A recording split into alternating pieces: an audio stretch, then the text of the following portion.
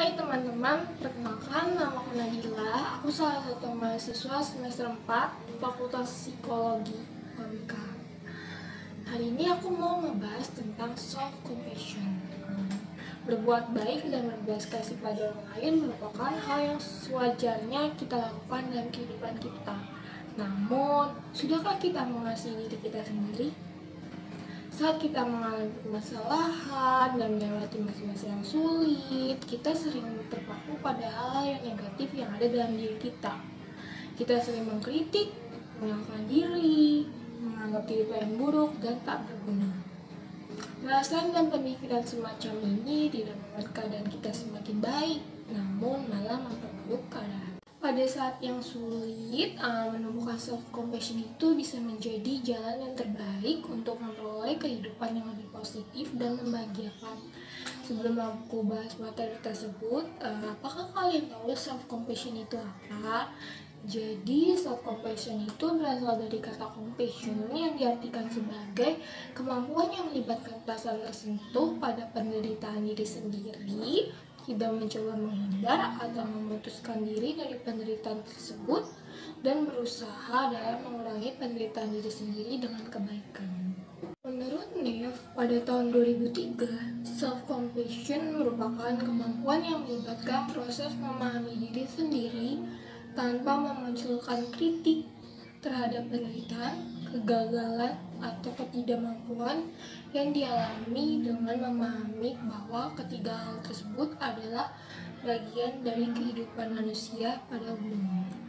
Jadi dapat disimpulkan bahwa self-compassion adalah kemampuan individu yang melibatkan proses memahami terkait penderitaan dan ketidakmampuan yang berada pada dirinya sendiri dengan menganggap bahwa hal tersebut adalah wajar karena keberadaannya merupakan bagian dari kehidupan manusia secara umum. Kalian tahu nggak teman-teman, self-compassion juga dapat membantu seseorang untuk tidak mencemaskan kekurangan yang ada pada dirinya sendiri loh.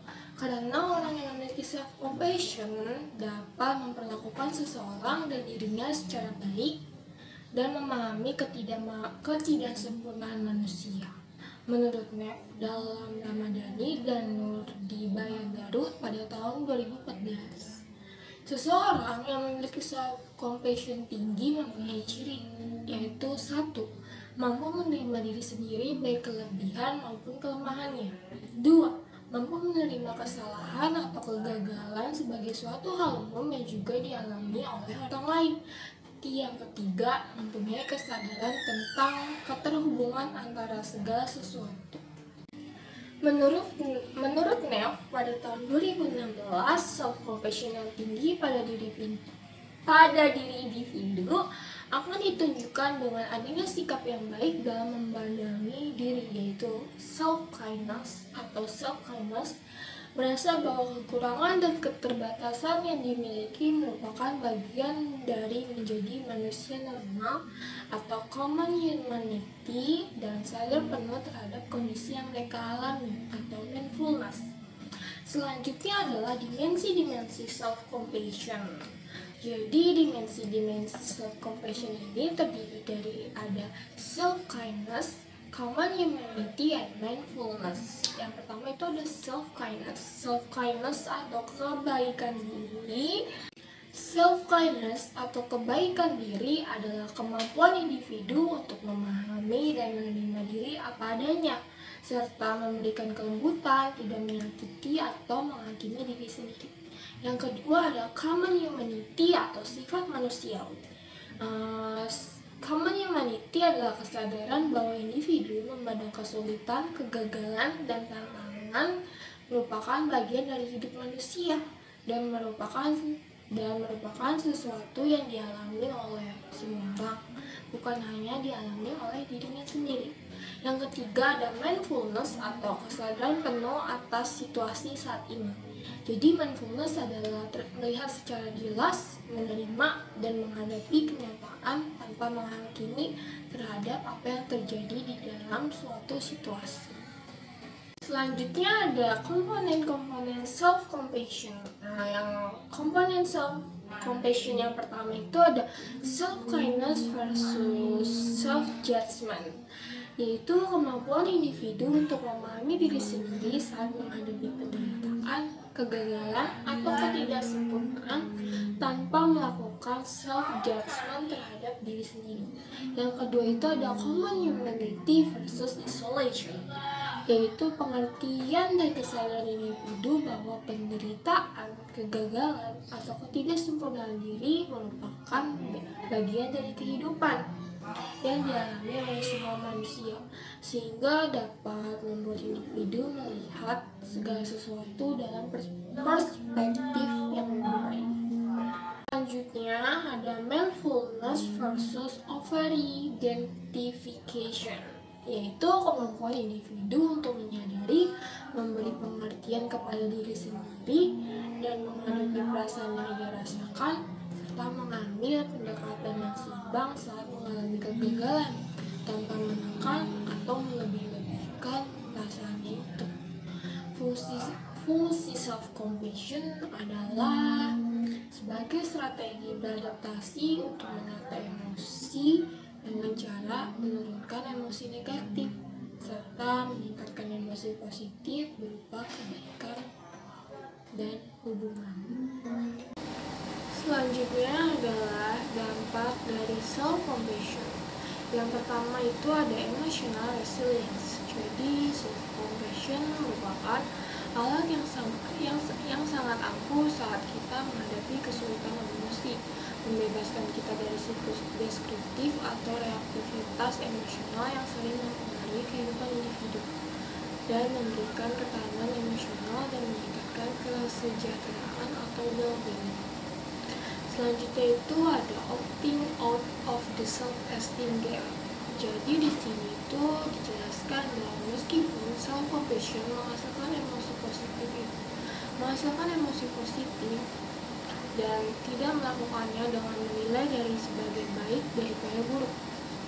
Jadi dengan cara ini self-compassion mempunyai perbedaan nyata dari self-esteem. Self-esteem mengacu pada sejauh mana kita mengevaluasi diri positif.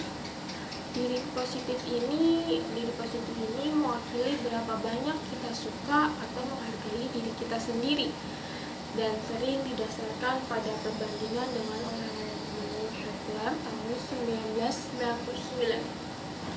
Self-esteem yang terlalu tinggi dapat menyebabkan seseorang menjadi narsistik, meningkatkan konsep realistik dari kompeten, intelijensi, dan mereka merasa berhak untuk mendapatkan perlakuan khusus.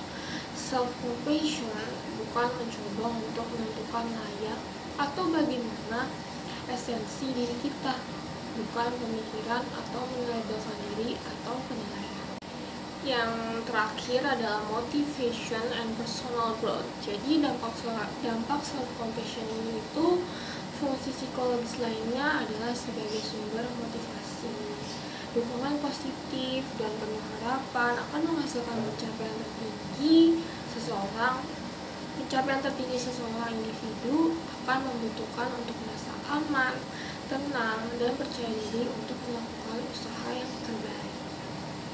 Selanjutnya adalah self-compassion dalam perspektif Islam. Terkait dalam bahasan self-compassion dalam kitab suci Al-Quran ditegaskan dalam surat Al-Imran ayat 139. Dalam surat Al-Imran ayat 139 yang bunyinya ialah wala tahinu wala tazanu wa antumul a'launa in kuntum mu'minin, yang artinya adalah dan janganlah kamu merasa lemah dan jangan pula bersedih hati, sebab kamu paling tinggi derajatnya jika kamu orang yang beriman. Pengalaman pahit dan menyenangkan merupakan satu rangkaian yang menjadi bagian dalam hidup kita, karena setiap manusia memiliki zona tersendiri untuk merasakan dua kesempatan tersebut. Maka self-compassion yang baik akan membawa bekal pemahaman ini, bahwa ada kalanya kesenangan dan kesedihan akan silih berganti. Hal ini terlibat dalam dimensi self-compassion, yaitu common humanity. Sekian dari aku, video pembahasan kali ini tentang self profession. Sampai bertemu di video selanjutnya. Bye bye.